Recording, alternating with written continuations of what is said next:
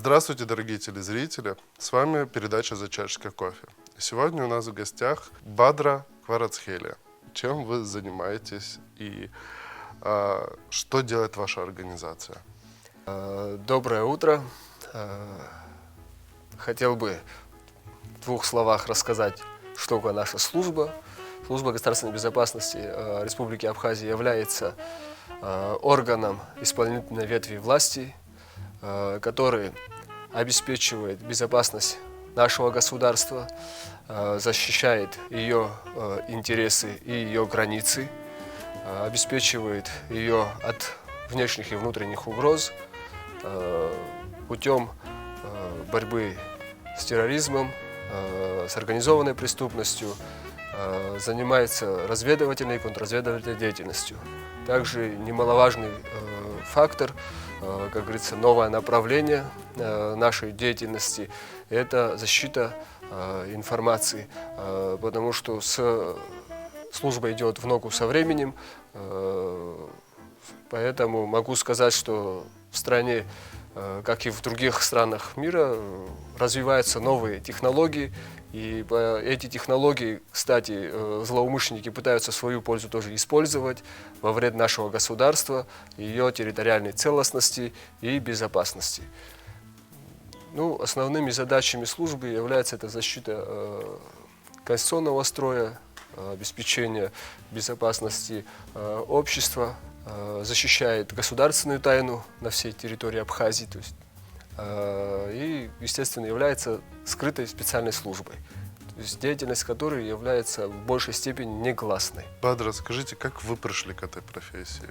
Это вот с детства целенаправленно или случайно? С детства, наверное, я рос в среде чекистов, которых я лично знал, беседовал. Наверное, как у любого молодого человека, который заканчивает школу, когда настает выбор профессии, так сложилось, что отец лично хотел, чтобы я стал дипломатом. Поступив в МГИМО, я готовился, даже, можно сказать, готовился к этому, не хотел сперва разочаровывать родителей, в том числе отца и мать, и всех остальных членов семьи, которых, наверное, видели во мне дипломата больше. То есть, и я готовился к поступлению в один из таких престижных вузов, общеизвестный. Нашел в себе смелость сказать родителям, я говорю, я хочу стать военным.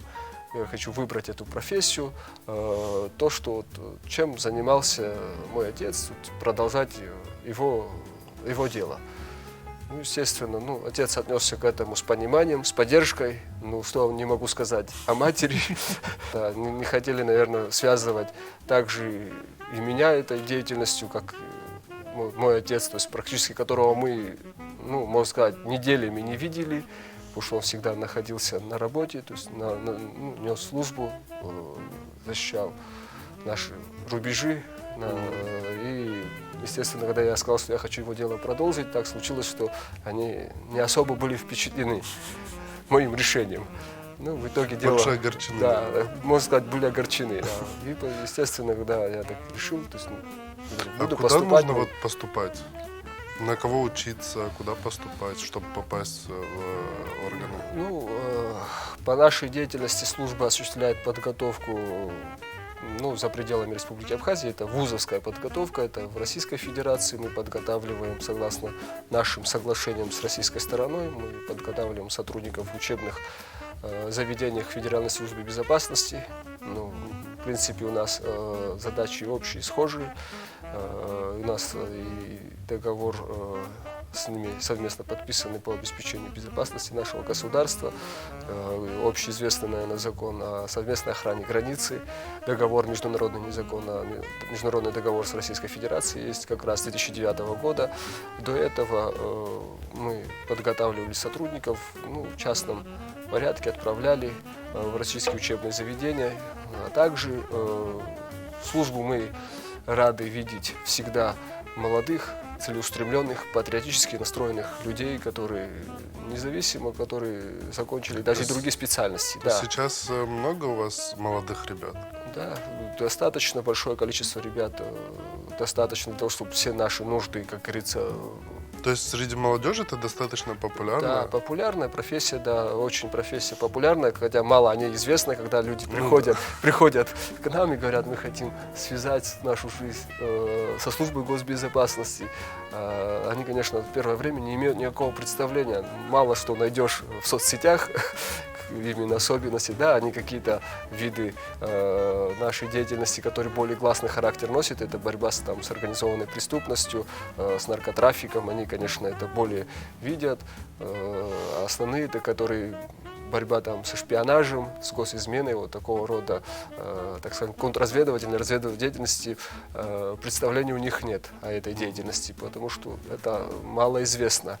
Ну, ребята приходят, желание у многих наших граждан есть, и приходящие дети на самом деле, и люди, молодые люди, которые уже, не только после школы, и постаршее поколение чуть-чуть, они, обращаясь к нам, у многих видно патриотический настрой, желание служить Родине, то есть отдавать себе полностью этой профессии. Конечно, естественно, мы делаем серьезный отбор. Критерии не все могу рассказать, поэтому критерии очень серьезные, отбор непростой. Так скажем, из 100% желающих чаще всего мы, проходят тест, так скажем, на пригодность к нам, только порядка, потолок до 10%. Остальное, то есть... настолько строго. Да, настолько строго, то есть желающих, правда, много, и выбор есть из кого делать. Стараемся делать качественный выбор, независимо, потому что у нас, как принято, хороший парень – это не профессия. Потому что хороший парень, не всегда у хорошего парня достаточно тех качеств, которые необходимы сотруднику специальных служб. Это, естественно, и не только умственные знания, то есть интеллектуальные способности, да, и еще тут неординарно мыслить. То есть бывают ситуации, в которых надо принимать решения, и человек, который должен подходить, большой перечень критерий, мы на все эти моменты обращаем очень строгое внимание и отбираем тех людей, которые смогут на самом деле качественно выполнять те задачи, и эти люди, чтобы могли идти в ногу со временем, потому что недоброжелатели тоже не сидят сложа руки, они совершенствуются, и мы тоже стараемся, то есть кроме вневузовых, постоянно подготавливаем сотрудников, постоянно, то есть у нас подготовка сотрудников идет непрерывно. Мы говорили о непубличности. Да. Насколько скрыто? То есть вот какие самые главные правила, чтобы быть чекистом?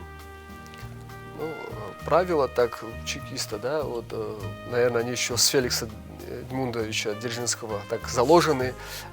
Холодная голова, горячее сердце и чистые руки. То есть, естественно, репутация должна быть у кандидатов, которые и у будущих сотрудников чистая. Кроме репутации, у них должны быть те качества, которые связаны с выдержкой и уравновешенность особенно. То есть человеку ни в коем случае нельзя где-то разглашать, где-то раскрывать, что он является сотрудником. Да, многие из них, так скажем, то есть можно, шифруются, допустим, завести Инстаграм, но при этом ни слова о том, что ты работаешь на СГБ. Это однозначно исключено, о том, что он является сотрудником, где-то это разглашать и выкладывать, тем более выставлять фотографии, определяющие принадлежность. Форме, да, не форме, однозначно, да, категорически запрещено. Бывают такие случаи, когда нужно придумать легенду. Она практически постоянно. Всегда легенда. Постоянно. То есть большая часть оперативных сотрудников, которые занимаются агентурно-оперативной работой, они всегда, можно сказать, у них несколько легенд должно быть, как говорится, подготовленных. Как от зубов отскакивает. Да. Они уже даже, можно сказать, не фантазируют, у них уже это в привычку вошло, то есть легенда должна быть однозначно, то есть вся работа их засекречена, поэтому они вынуждены так работать. Понятно то, что это все скрыто, все залегендировано, но это еще и безумно опасная работа. Что самое опасное, что вам приходилось делать? Если это об этом можно, конечно, Ну, говорить. наверное, там рассказывать о каких-то мероприятиях, которые мы осуществляем, не всегда представляется возможным. Представляется возможным в силу того, что негласности нашей деятельности. Ежедневно наши сотрудники находятся, ну, так скажем, в ситуации, как сказать, когда надо быть осторожным, потому что В любой момент что-то да, может произойти. любой сотрудник органов госбезопасности является объектом заинтересованности уже иностранных спецслужб, то есть наших недоброжелателей. Естественно, наши враги всегда будут применять, наши недоброжелатели будут применять те действия, которые будут направлены против наших сотрудников. Это не только там их физическое устранение, другие методы тоже воздействия, да. Вы еще и очень долго следите за нежелательными лицами. Это все происходит там ну, может вестись и одним человеком, и группой лиц, то есть группой сотрудников, да. Те мероприятия, которые осуществляют наши сотрудники, но независимо от этого, в любом случае необходимо, как говорится, необходимо осуществлять эти действия настолько компетентно и настолько качественно, чтобы лицо, в отношении кого мы осуществляем оперативно-розыскные Даже не мероприятия, догадывалось. да, чтобы, во-первых, не догадывался, а во-вторых, мы же должны в отношении него быть уверены в том, что он на самом деле занимается противоправной деятельностью, которая наносит ущерб нашей безопасности и нашей государственности. И, естественно, задача наших сотрудников заключается в том, чтобы предвидеть это все и опережать действия противника. То есть наша основная задача не раскрывать уже совершенные преступления, а пресекать. Тут и еще и экономическая безопасность нашего государства, то есть, который служба обеспечивает. Это тоже очень серьезный блок, без которого наше государство не состоится никогда как государство. Да? То есть если противник сможет нанести такой ощутимый урон нашей экономической безопасности, потому что от экономики зависит и в том числе очень практически все. Вот что самое интересное в вашей работе? Ну, Вот вы обожаете делать вот какую-то вещь в вашей работе. когда ты занимаешься той работой, которую ты делаешь с коллективом, который очень предан своей родине, и они относятся к своей профессии, ну, то есть для них больше важнее этой работы, в принципе, ничего нет. Они отдают себя полностью. То есть, и, естественно, работать в такой среде, в таком коллективе и совместно осуществлять со своими товарищами, это всегда самое, что может быть приятно, когда ты уверен в своем товарище, который, ну, как сказать, предвидит и постарается прикрыть настолько, насколько, ну, может даже позавидовать там даже родной там тебе человек. То есть они на самом деле становятся там родными людьми, и они стараются, когда мероприятия, которые ребята наши чаще всего осуществляют по задержанию особо опасных преступников, тех же агентов иностранных спецслужб, сотрудников иностранных спецслужб, которые хотят нанести вред нашей безопасности, они настолько стараются это качественно делать, рискуя собой, но главное защитить своего напарника, так скажем. Ребята работают Именно в парах, вот да, работа группу, в коллективе самое это самое приятное в таком коллективе, в котором ты знаешь, что Я сейчас даже чуть позавидовал. в котором ты знаешь, что тут нематериальная ценность. Тут ценность заключается в том, что люди настолько патриотично относятся к своей профессии, поэтому тут всегда, ну, наверное, в последнюю очередь рассматривается только материальный вопрос. То есть, поэтому можно быть уверенным, что тебя никто за деньги не продаст и не сдаст. А часто происходит у вас учение? Часто, очень часто мы осуществляем совместные учения с различными ведомствами, по совместному плану взаимодействий со всеми ведомствами, которые относятся как и к силовому блоку, так и не к силовому блоку. У нас заключены планы совместных мероприятий, да, планы взаимодействия, согласно которым мы проводим и учения совместные, в том числе и Ну вот в прошлом году, в сентябре, если не ошибаюсь, были большие показательные Да, учения это с кораблем вот в Морпорт, да? Да, это межгосударственное учение с привлечением даже содружественных стран. Мы проводили комплекс учений, там был целый комплекс. Ну, кроме морпорта было и освобождение административных комплексов зданий. Также наше ведомство принимало и, ну, в качестве одних из организаторов и участников учений по территориальной безопасности, то есть, который проводит совместно с Министерством обороны и другими заинтересованными ведомствами. Служба постоянно принимает участие. Кроме вот этих совместных учений, мы также проводим свои учения, в которых мы осуществляем, как говорится, налаживаем и улучшаем взаимодействие внутри наших структурных подразделений, улучшаем понимание, так скажем, всех наших товарищей, потому что первый этап – это всегда учение, что надо быть готовым ко всем действиям. То есть и план учения всегда меняется, мы стараемся всегда к этому процессу относиться настолько можно, то есть максимально, то есть выжать из этих учений пользу, чтобы это в последующем реализовать в случае необходимости. То есть мы были готовы ко всем нестандартным или стандартным действиям, которые могут применять наши, так скажем, оппоненты. Вы на службу принимаете девушек? Да, принимаем девушек. Это, конечно, такой непростой в решении вопрос, потому что подобрать тоже девушку, подходящую под наши критерии, не так легко. Человек, который тоже жертвует собой, опять-таки они понимают, что тут у них много ограничений, которые не позволяют. То есть там у вас нет разницы, это парень или девушка, все должно быть одинаковая нагрузка, одинаковое обучение, все одинаково. Одинаковые критерии, да, то есть,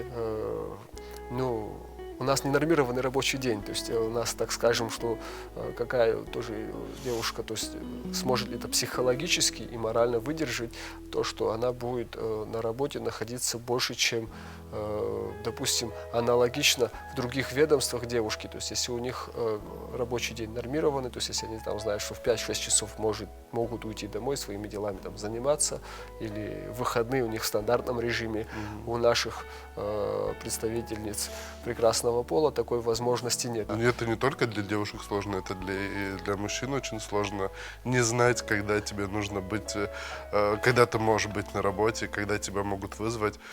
Я бы так не смог работать.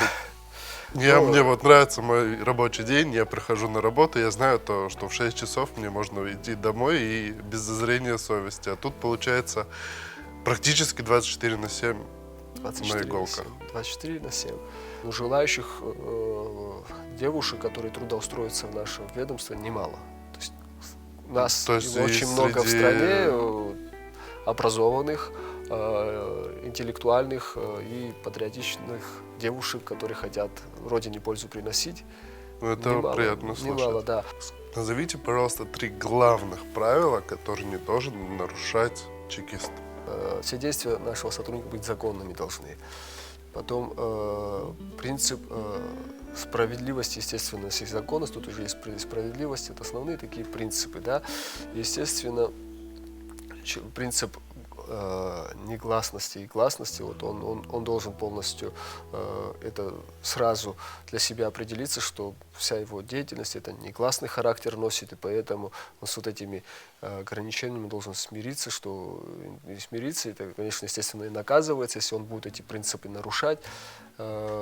И принцип то, что так скажем, сдержанности сотрудников, это и морально-волевые качества у человека, которые должны быть выработаны настолько отточены, что он должен быть готов ко всем нестандартным действиям. Принцип верности и преданности нашему делу – это основные такие постулаты, на чем наша работа будет держаться, и без этого, то есть, в принципе, осуществлять нашу работу очень сложно. Такой тогда просьба такая будет. Можете посоветовать вот молодым ребятам, девушкам, которые думают о том, чтобы поступить на службу и пройти отбор, что им нужно читать, что нужно развивать, чтобы пройти? Это в первую очередь люди должны читать литературу, связанную с чекистской деятельностью, да, вот много там и художественных, и в открытом доступе литературы, которая называется контрразведывательное обеспечение. То есть есть такие книги, которые в доступе, которые не раскрывают основную суть нашей работы, да, вот, но при этом дает понятие, то есть что это такое, для чего это нужно.